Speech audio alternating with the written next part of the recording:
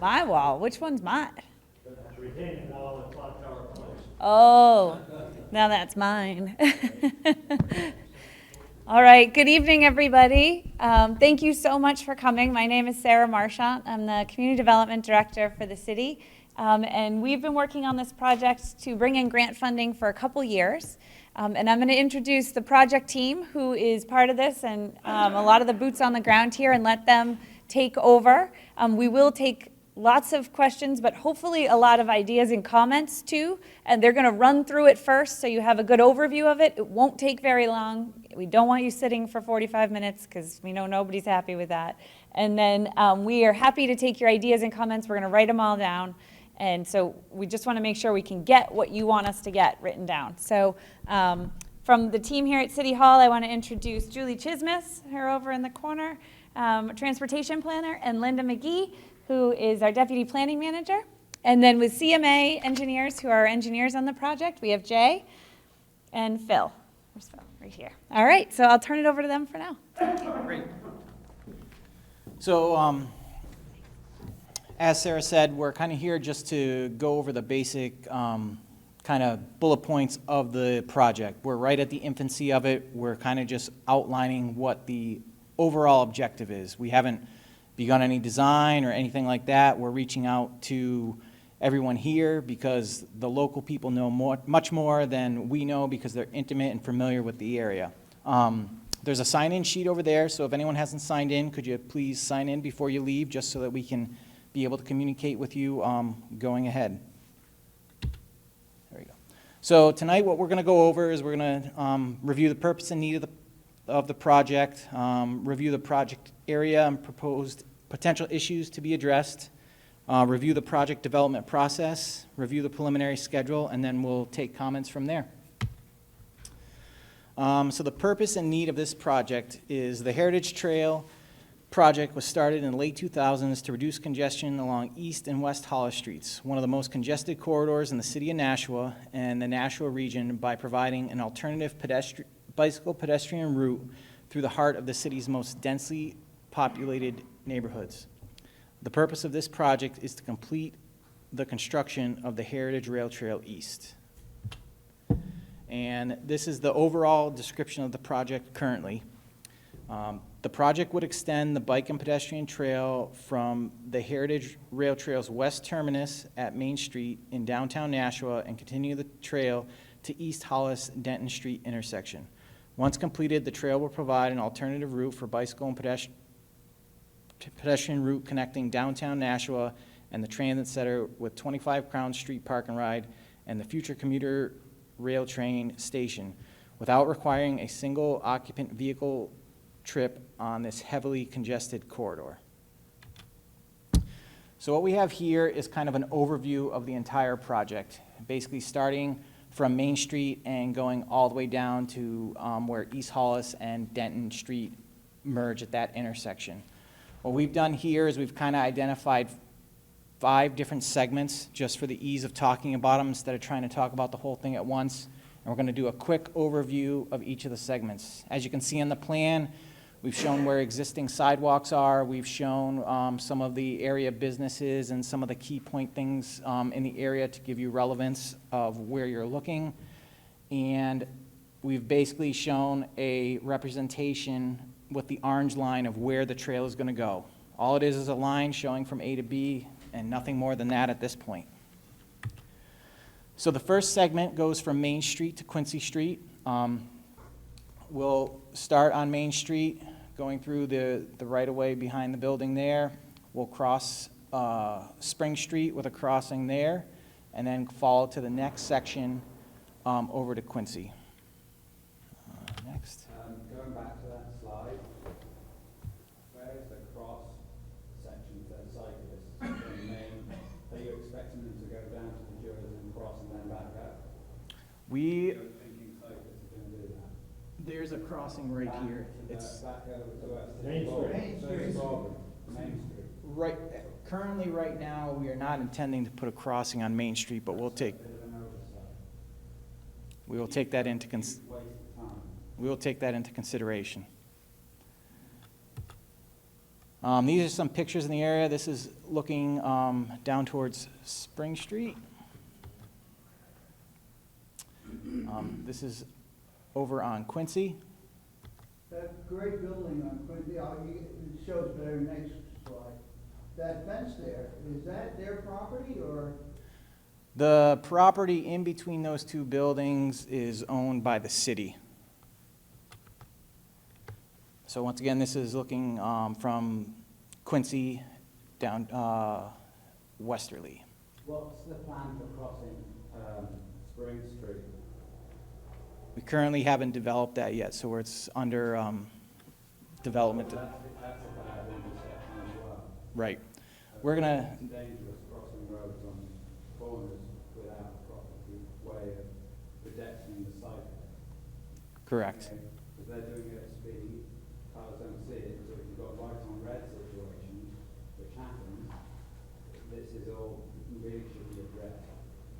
Very good. We'll take that into consideration as the design of safe and adequate crossings is part of this project. The next segment goes from Quincy to Mason Street. This section is a little bit more unique than the others. This section here has a shared section of trail and access to the buildings to the back side. You can see this here. You can see some paint representation there of where the trail portion would be and where the access to the buildings will be. There'll be coordination going along forward to that to make sure there's good representation and how each of the trail users and the abutters would have access and keep everybody safe. This is the section right behind the Nashua House of Pizza looking east. Next is the third segment, so that goes from Spruce Street to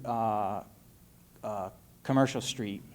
In this section here, we have a portion of the trail that was constructed under another project that we're going to evaluate and see if any refinements need to be made or if it will accommodate what we're trying to do.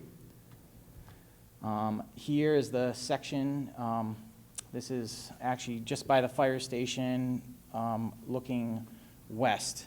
This is one of the areas that's very dense, kind of overgrown at the moment that will be rehabilitated as part of this project. And this is almost right at Commercial Street looking west behind the fire station.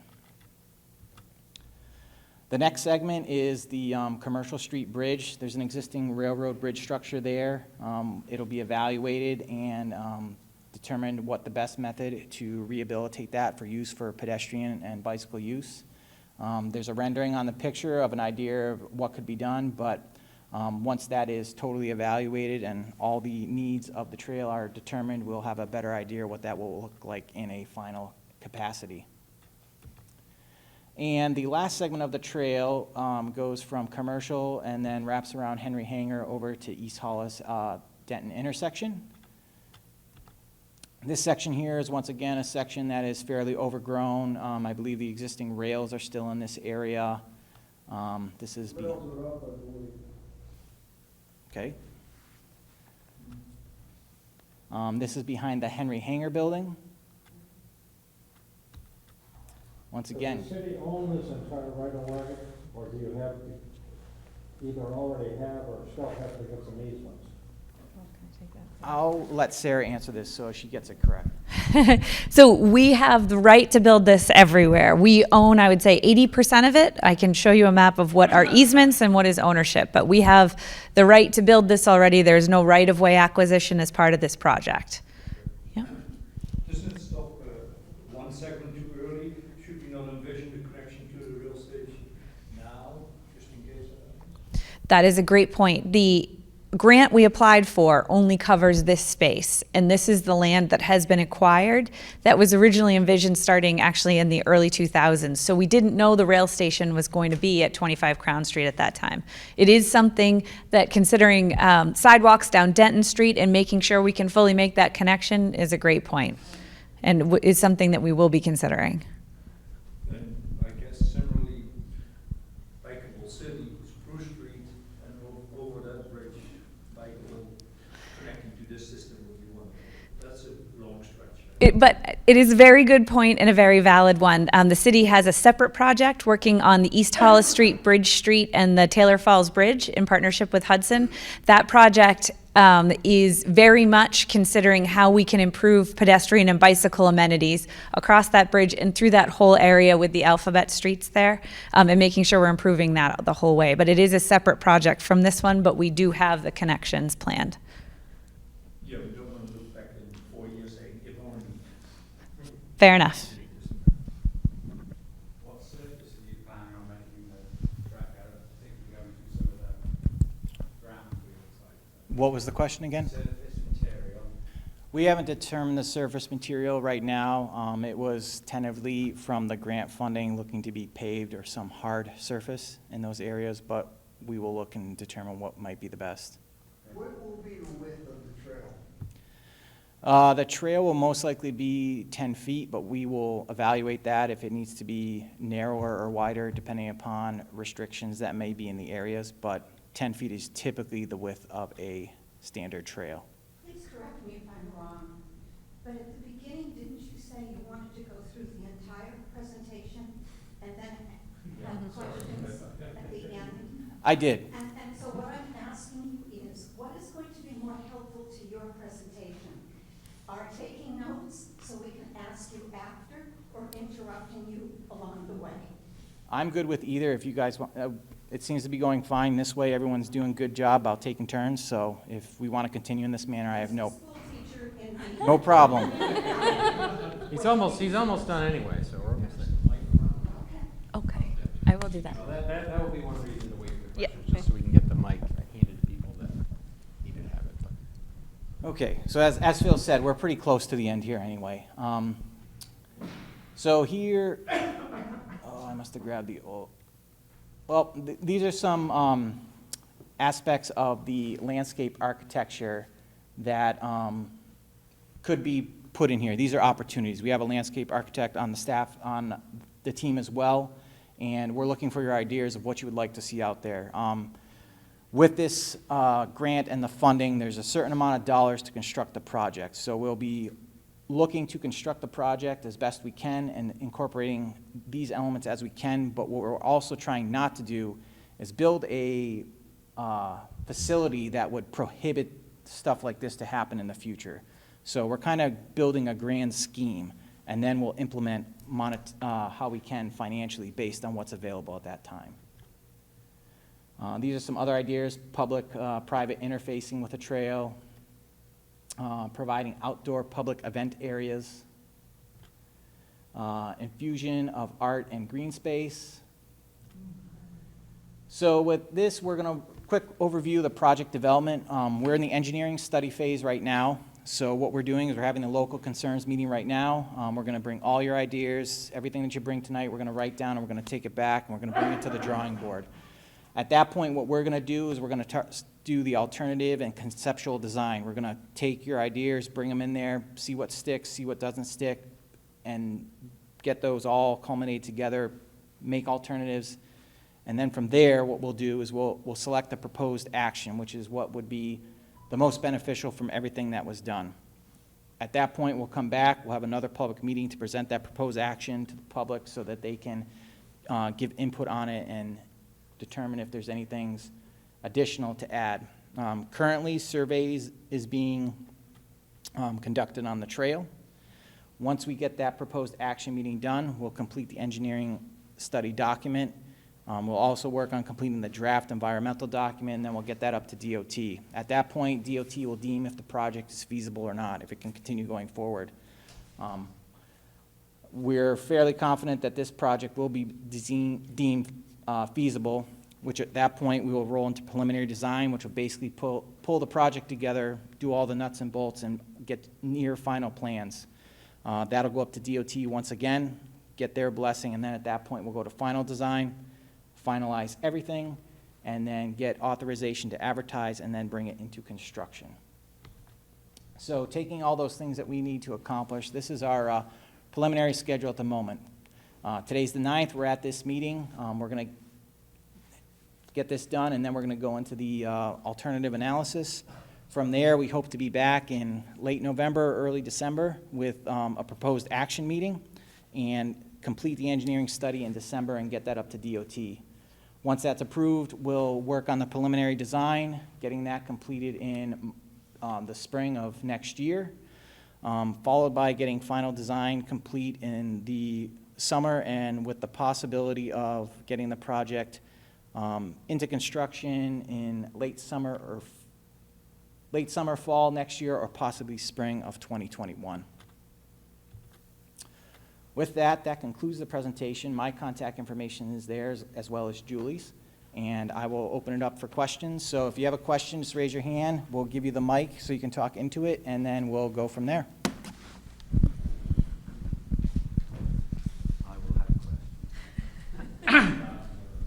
Hi, my name is Scott McCullough. I was just wondering if this is going to be ADA capability trails. I was just wondering if you could answer that question. Sure. As a federally funded project, this trail will need to adhere to the ADA standards. Just a quick question here. Will the trail be color-coded so that in the future the city can use that color throughout the town to indicate to others this is a cycle trail? I know they're looking at that in Amherst, and there are studies in London, New York, and various other large cities that have already put these in, that unless the trails are color-coded, a visual color like blue everywhere, people start ignoring it and don't pay attention to it. And it costs very little to put the color into the asphalt while you're laying it down. That is something that we will look into and work with the city to see what their perspective is on it. Yeah, Thank you. As Jay said, right now, we're just collecting this information, so if that's something you want to see as a part of the project, that's how you present it. So we haven't done any design now, we have no idea what the trail's gonna be other than we're trying to connect these 2 points with a pedestrian facility. So those types of things, yeah, we absolutely want to hear what you'd like to include into it, but we don't have any of those decisions made. So I spoke with the mayor on Saturday about this as well, and tying this route into other sections, Mines Falls. You've already got it tying into the commuting hubs here, but it can also tie into the high schools, elementary schools, all of Nashua's historic areas, and you can generate tourism and a healthy environment for the constituents. And it all boils down to doing it correctly the first time. And I think you need to probably look at how some of these other big cities have managed to work and what things they've collapsed and not hasn't worked.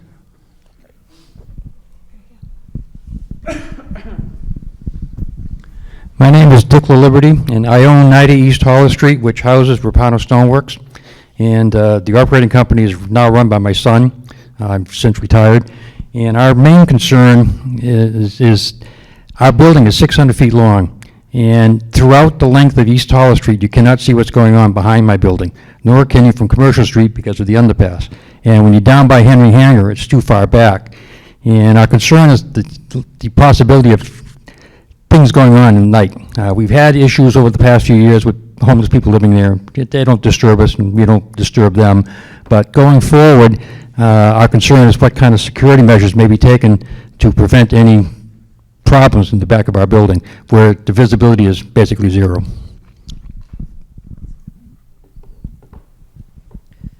And as I said, I'm sorry, I don't have answers for you, but security is really important, and that's something we'll absolutely consider include. And when we come back in a month for the preferred alternative, we should have some answers to some of these. So. No, and just in general, in our experience with building trails, certainly there's aspects of it that you want to incorporate into it to be well lit and be open.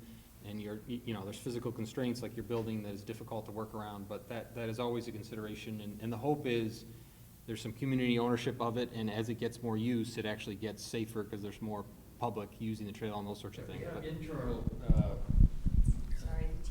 We have some internal cameras that take care of working inside of our building. We have a few that look at the front, our driveway, and our loading dock area. We have nothing on the backside, and if the city's not going to put any security cameras, we may have to put some in on our backside of the building just to kind of keep an eye on it.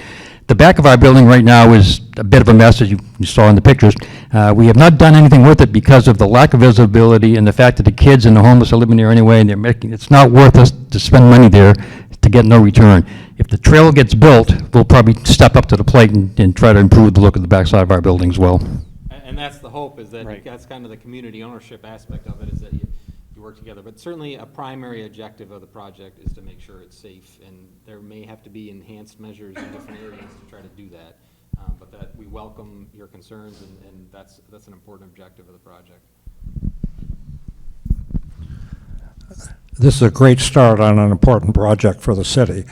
I think it would be useful if you would put it in the larger context of the city's new master plan, which would show all of the trail projects that are intended to be completed sometime in the future towards the river, including the one that Sarah mentioned, which is Temple Street across the bridge, the footpath across the bridge and along Temple Street, which would join up with this downriver a little bit, and extension to the residents at Riverside Landing, the big housing project on Bridge Street, would provide a lot of access for those folks to get downtown without having to drive through the complicated traffic down there. So I'm just suggesting that you include in the next presentation the larger intent of getting to the river with a pedestrian walkway, which can eventually connect up to the Riverside Trail that's been on the state planning thing for 60 years. Just 60 years. Hi, my name is Holly Parker Dingra. I'm very excited about this project. We saw the flyer, thought it would be really great to see where you guys are. So thank you for presenting tonight. I want to echo some of the sentiments around security and safety. The crossings definitely concern me, both as a pedestrian, potential bike rider, but also as a driver. I think people are going to dart right across Main Street. That's definitely something that needs to be focused on. I realize that another crosswalk so close to the intersection creates complications, to put it mildly, but it's definitely something that needs to be addressed pretty strongly, as well as the other crossing that you mentioned, the one on whatever that is, Spring Street, Medical Center Drive there. But I also wanted to raise the issue of lighting and ask that as you're planning the lighting, that you take into account some degree of sustainability, as well as the lighting temperature, and I'm not sure what the correct terminology is, but to prevent the spread of light pollution, to try to target the lighting downward as opposed to interfering with, I don't know, migratory birds and that kind of thing. I echo the issue of the safety and security along the whole length of the Rapano Stoneworks. I think that's a definite concern. Maybe call boxes as well. And a security camera that beams right to the police department, not a bad idea. The police actually do cycle around town. Yes. Quite an awful lot. We do have a pretty good police presence. Yeah, those are great comments, and any pedestrian project, especially when you have crossings these are kind of mid-block crossings because they're not right at the intersection, that's when you're the most vulnerable, and that's when you have the most pedestrian accidents. And so each time, this is a little bit unique in that we're so close to the intersections, so that changes the dynamic a little bit, but certainly enhancing those to make those crossings safe is always important, because that's where you do have pedestrian injuries and fatalities. And that's where you go. If you want to start doing it on the cheap, you've got to put curbs on so drivers know what it is. The cyclist is on the path, they know what it is. Yep, yeah, I think there's several ways to enhance those mid-block crossings, and that's certainly an option, is having a different texture, color. I think you're talking about two different things as far as the designation, but also just the crossing itself. It helps identify that as a crossing. Go ahead, Sarah. I'm going to get a butter along the area next to the Stoneworks on the other side of Commercial Street. And there's one problem that we've been having on Howard Street since Wendy's came in. And that is people buy things, and by the time they walk along, even behind the firehouse or on Howard Street, it becomes a garbage dump from Wendy's and McDonald's. Wendy's, they don't want to put in, we even had the alderman check into it. then they have no outdoor garbage containers. So they buy something at Wendy's, they take it with them, and about a couple 100 feet, it's garbage and it gets thrown along the street or the curb. You have to have consideration of having something for litter, especially with McDonald's and Wendy's right along the trail. Very good. Hi, Pete. Peter Schaefer, 15 East Street. The structure of this trail, as it is, I've walked it last year through the weeds and everything. So the part from the City Hall to Wendy's is pretty structured, like a downtown. You got square streets and all of that, and that's basically how you can get in and out. From just past Wendy's down to Henry Hanger, it's a little less structured. In other words, like, for example, behind the fire station, that's where they do their barbecues and stuff. But you can easily walk on through the fire station and cross East Hollis and also go into the other areas a bit. And as you go further down, it actually becomes a little bit nondescript. You're not quite sure where the trail is at the moment because there's so many weeds, but it's sort of nondescript. But it would be nice if people like from Temple Street could just get in here as well. So in other words, if you had a lot of places where you could get in to the trail rather than some very structured way that's towards the downtown more, it would feel nice, and and there's going to be, like right now, there's several hundred apartments planned right in that area. So if it were more informal rather than having to go all the way down to East Hollis and Temple to get on, it'd be nice if you could sort of stream on from various places onto the trail. Thank you.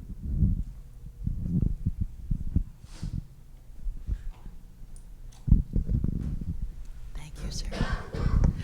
My name is Barbara Presley, and I would like to encourage you to show enormous respect for the history of this area. It's a part of the city that has been truly neglected over the years as far as understanding what took place there and the importance of the various industries that thrived and made Nashua a major industrial site at one time.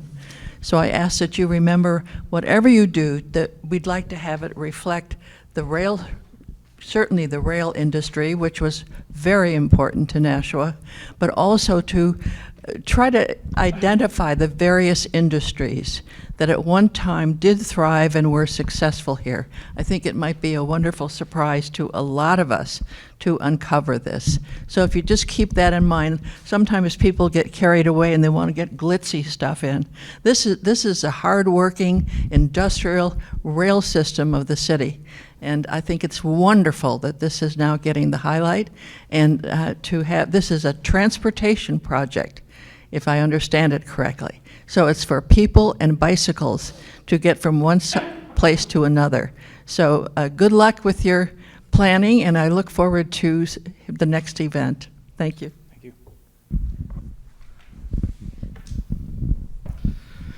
Anand Dhingra, a Nashua resident for about 20 years. Again, to echo some of the sentiments tonight, very excited about this project. There are a few things on the rail trail west that I think have helped added to kind of the success and feeling of safety and security and people using it.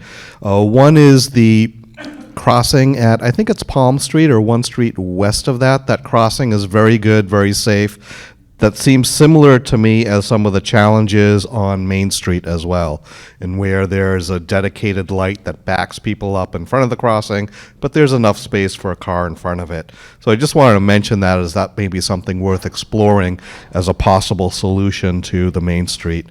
The second thing is the community gardens that are set up over there. I think it just kind of enhances the feeling of the rail trail and also kind of that community involvement as well. And it'll be really exciting to see something similar perhaps behind Henry Hanger. Thank you. Hi there, Hein van den Heuvel, originally from the Netherlands, so I have to echo the coloring schemes on the bicycle lanes, which is predominantly red there, but blue is fine too. Also have to echo the security aspect. That's a wonderful suggestion, and if we could have a smart adaptive lighting, not radiating above all that stuff is great. The small parks would be nice, but is there truly something nice to be seen along this route? except maybe something historic we can bring out and then have a park echoed in that. And then maybe a crazy idea on the width. On the one end, there is the medical center. On the other end, there is the fire station. Not the end, but could you get some more money if you made it 8 feet wide and the fire trucks were allowed to go there? This is contrary to me wanting a dedicated bicycle route, but to be honest, it's not going to be heavy use, right? Realistically, we wanted to encourage it, but the street is heavily backed up at times, and maybe if you could use it as a backup to get by the street for the emergency purposes only, I don't know.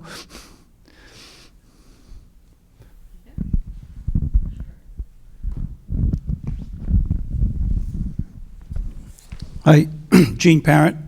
I'm associated with the Inner City Materials at Commercial Street. Property abuts your proposed bike path. My main concern is that we have nothing there, no boundary whatsoever, no wall, no building. So this is a potential for people just to come into our area. And we have heavy equipment, landscape material, plows, sanders, everything. So it's a potential for people to come in and just sit there and calm. So I'm wondering whether there's going to be a fence put up to protect that.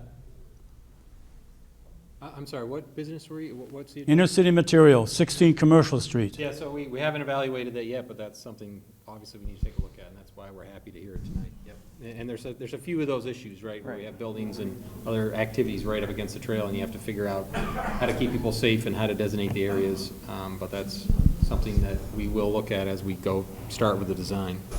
The other problem I have is that from back of the fire station, from the fire station all the way to Henry Hangar, there's no access for emergency vehicles to get the people or whoever, whatever happens on that bike path.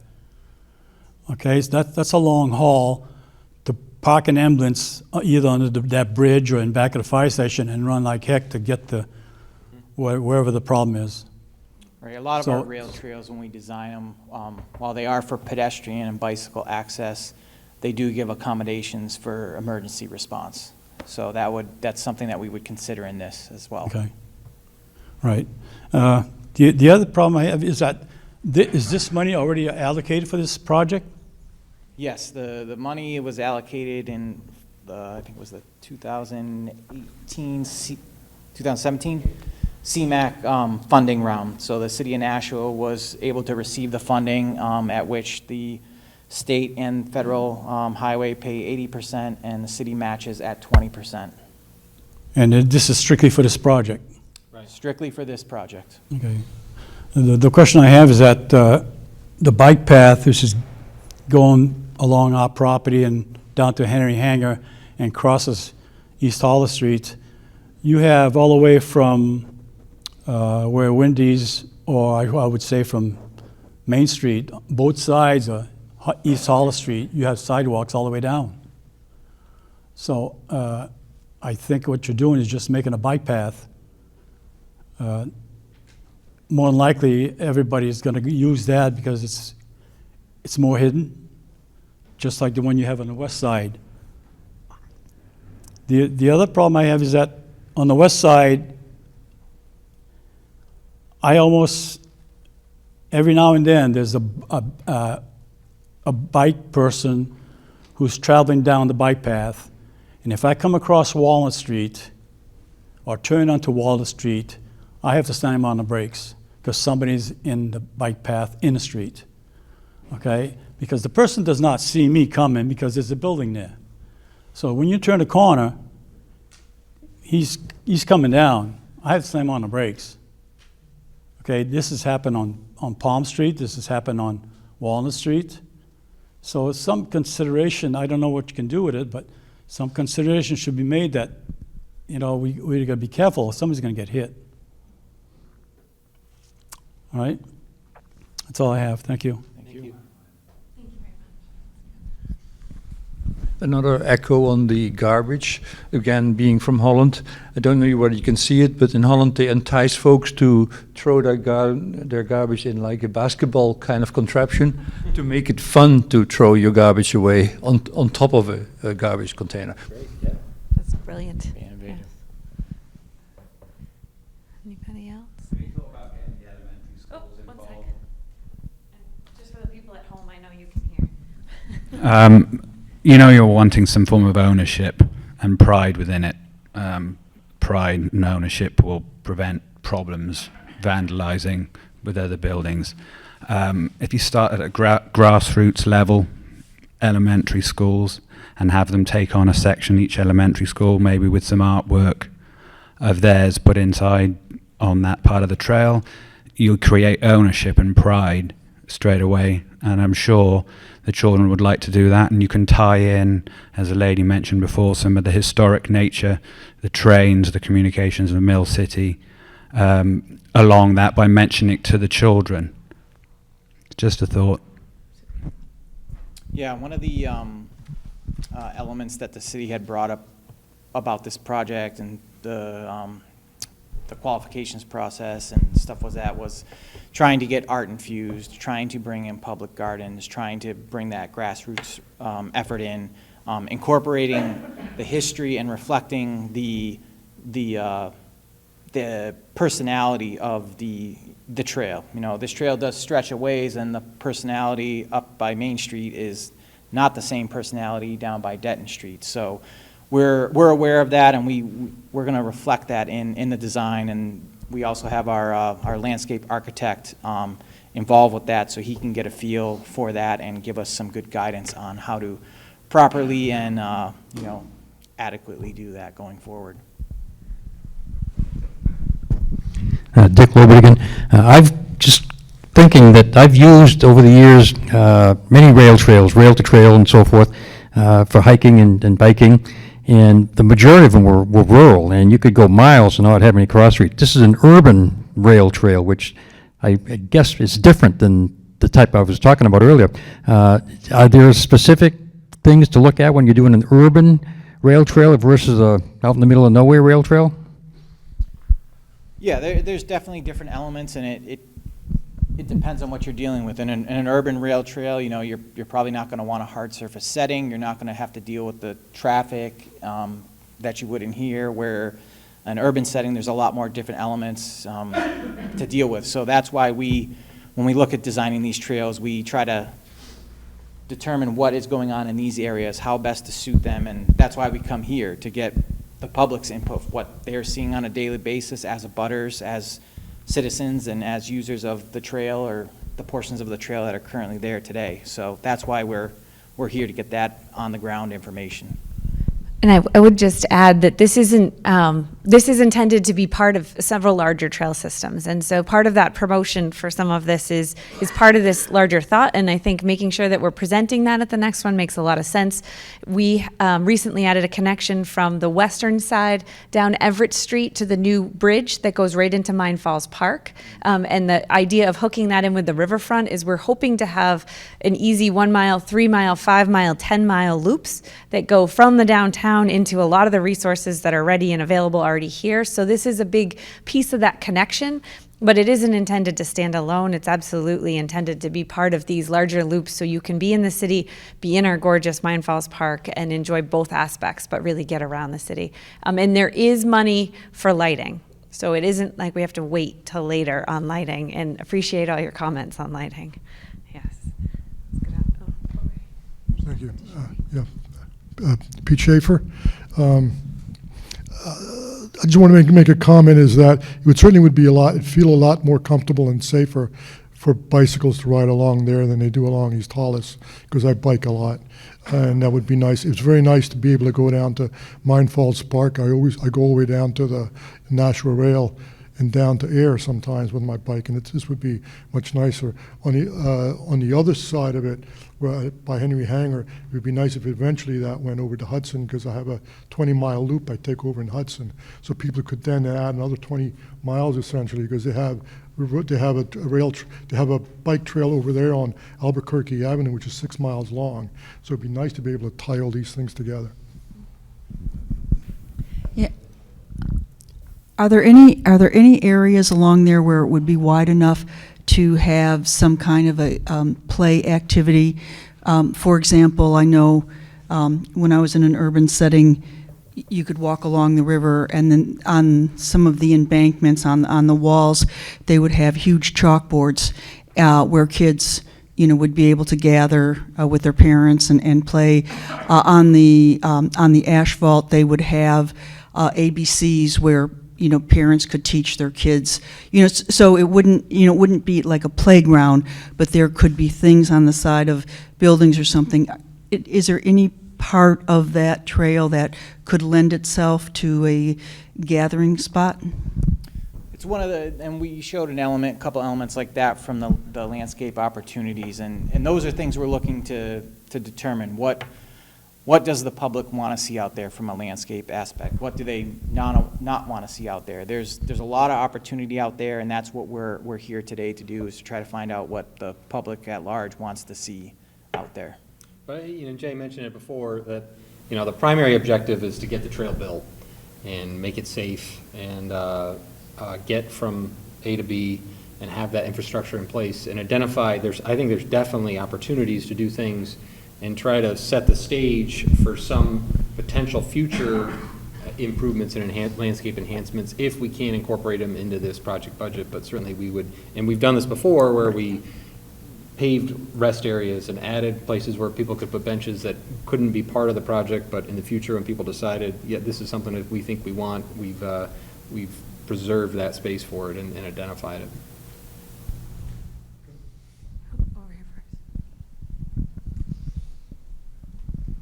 Thank you. Hello, my name is Chris. I'm the owner of What a Bagel, which is inside of that Meineke building on one end. Right now, the section that you saw in there is just pure grass right through. People travel through there all the time. I know this is a bit of a negative viewpoint coming at you guys with this, but right now, that area is just kind of known as the Hobo Highway. It's just, honestly, it is. There's a lot of crackheads roaming around there. I've had to boot people for shooting up in that section of land. So there's two sides to this coin, obviously. One, that cleaning it up and putting a nice trail in there might prevent individuals from doing that. At the same time, it also might attract a certain amount of individuals to kind of hide out back there because it's easier to travel through there. I'm sure that's all part of the planning process, and I know we're just at the very, very beginning of it. And that comes in with the security that was mentioned, for the long stretches. I definitely agree with the lighting aspect, that there needs to be, no offense to the birds, but that place has got to be light up like an airstrip, because it is dark and sketchy otherwise back there. Anyone who's been out there at 3:30 in the morning, there are people roaming through there at 3:30 in the morning. So for the safety of everyone, just I would make sure those things are taken into account. Thank you very much. Yeah, and right. The general precedent had been, and the history has been, is if you do things right and you have a good design that encourages people to use it and make the environment as safe as possible, you have public out there that discourages people that you don't want out there, and that has been the general trend. I mean, it's not a perfect situation, but in general, that's one of the main objectives. Just worried that it might be kind of if we put this in, then we can kind of hide all those people on a plain sight. You know what I mean? Yep. So I know it's a negative viewpoint, and it's just something to take into account. I see it every day, so. Yeah. I'm sure it's still a problem. Yeah. Peter Schaefer. From the fire station down to Temple Street to the end of the trail there, it's pretty easy. I mean, I guess we should say it's very difficult from the north to get to the trail from the north side. It's pretty well blocked in there. So So either maybe having some sort of a signage on Commerce Street that tells you to go up the stairs by the fire station to get to the trail somehow, or ask some of these property owners whether they'll allow some flow through there to get to the trail, because that is a kind of a, in some sense, kind of nice because it's kind of hidden, but it's also kind of, there would be a nice flow area if you figure out how to get a better flow for people moving around in there. It's not too bad. Well, I guess it's tricky on both sides, but it's pretty obvious from the East Hollis side. But from the Temple Street side, lots of people there, and you don't know how to get there from here.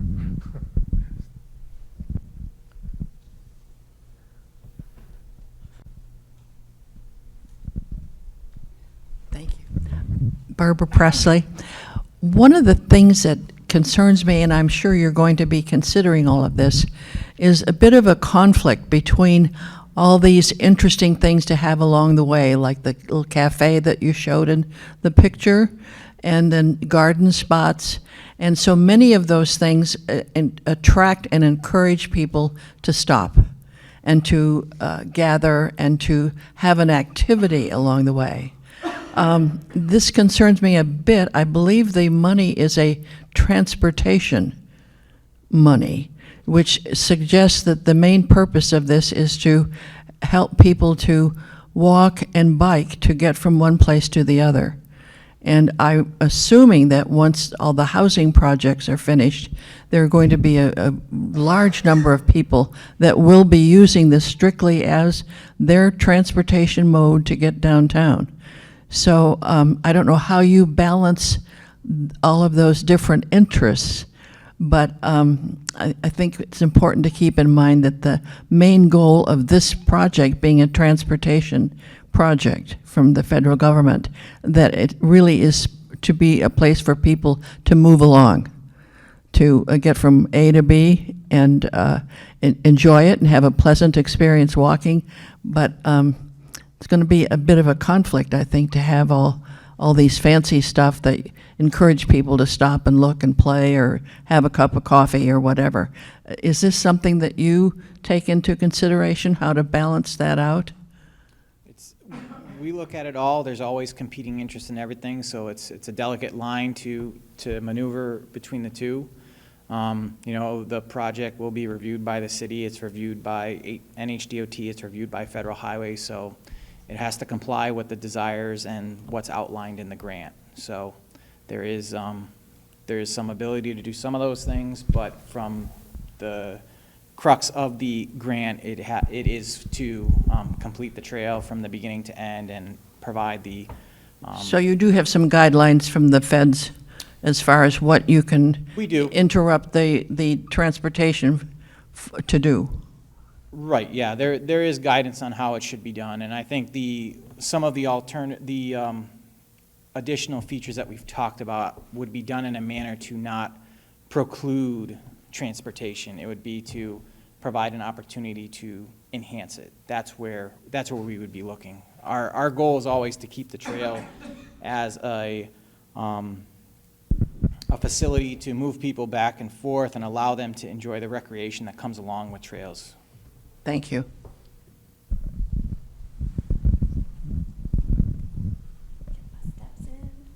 That's right. Thank you.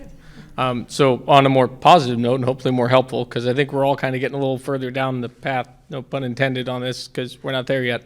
The point of this meeting was to have ideas for you guys to use and implement. Parking. I am a huge fan of rail trails myself. Don't get me wrong. I know my negative comments earlier might have misled that, but I love them. However, they do attract a lot of people to come to enjoy. So cyclists, for instance, right? I've heard several people in the air cyclists. They often will drive to and then unload and ride a trail. Parking is a big consideration if you have designated parking areas or restricted parking areas for people using the trail. Trash cans, absolutely. I can't get behind that one enough. Whoever mentioned that, the trash and recycling receptacles, I think it was you mentioned that, did you not? Yeah, because I absolutely see McDonald's, Wendy's trash everywhere. So I think those two things would be huge in addition to the lighting, and I don't think anyone in here is against the idea of just ultra-safe crossings. For input on that, I personally think the crossing that was put in on Main Street down by Peddler's Daughter is a very well-designed crossing. I think that some of the ideas that came from that, I'm sure there's a million ways to do crossings nowadays, but You can stop in the middle. right, you could stop in the middle. It's very well lit. The lighting will, turn on at night. It's just, there's a lot of great things going on with that crossing. It's very well thought out. Hopefully that, comes into play with some of the crossings you're dealing with here. So that's all.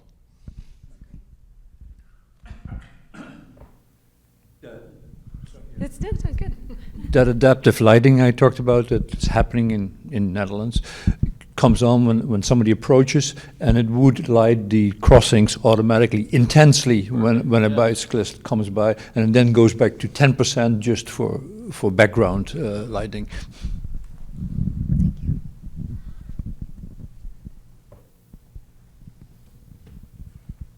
Anybody else? I think everyone's just excited to see what happens. No. Those were a lot of great comments. We've been Very to a lot good. of public meetings, and that was great input, and that's what we need to hear. And we'll be here after the meeting if you want to come up and take a look at the map and talk otherwise. And Jay, I think anything else you wanted to wrap No, up with? that's pretty much it. Like I said, we'll be back in late November or early December with some alternatives based on the input that you have and the city and other key stakeholders have given us. And we're more than happy to stick around and answer any questions one-on-one and look at the maps. So thank you again all for coming. Just real quick, just so you know, there is the website. So if you want to see any of this information, or if somebody asks you about what you saw tonight, this presentation will be on the website. If you sign in over there, we'll make sure we get your name and contact so we can let you know about other meetings or upcoming things, because we can't afford to do mailings every time. There's the website's on the flyer right over there. There's a website dedicated just to this project. There's also an email dedicated to this project. We can add you to an email list that way if you don't sign in. So please help us spread the word to anybody you talk to in the neighborhood. And we will be putting out a survey to try and get more ideas from people who weren't able to attend tonight. So, thank you.